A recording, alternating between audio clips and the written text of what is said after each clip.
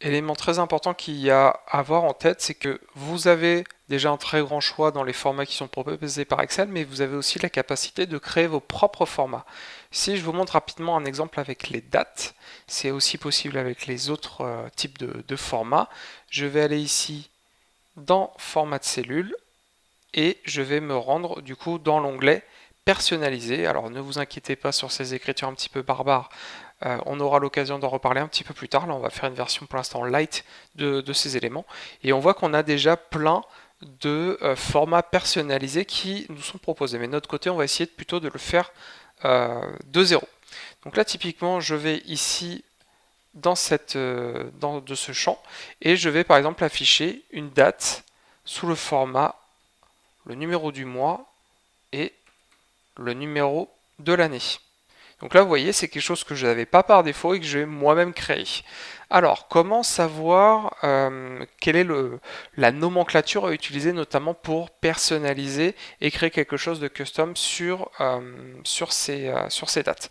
Donc pour ça, ben, il faut simplement connaître en fait ces éléments-là ou selon les lettres que vous allez utiliser. Donc si vous utilisez un M minuscule, 2 M collé minuscule, 3 M, 1 D, etc., vous allez avoir des affichages qui vont être différents.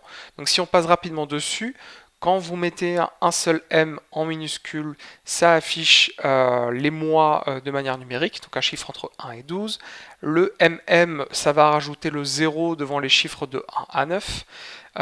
MMM, là, ça va être l'abréviation du mois. Donc, par exemple, pour janvier, ça sera JAN, comme on peut le voir ici dans l'exemple.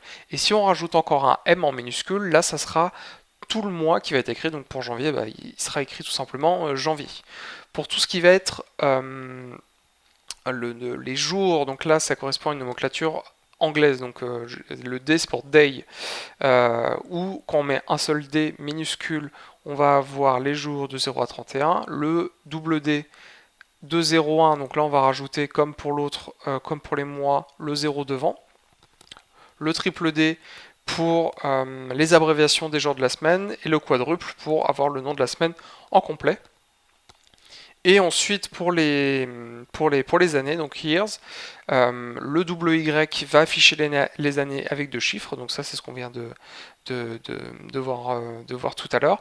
Et si on met les 4, eh bien on va avoir l'élément affiché avec les années en entier.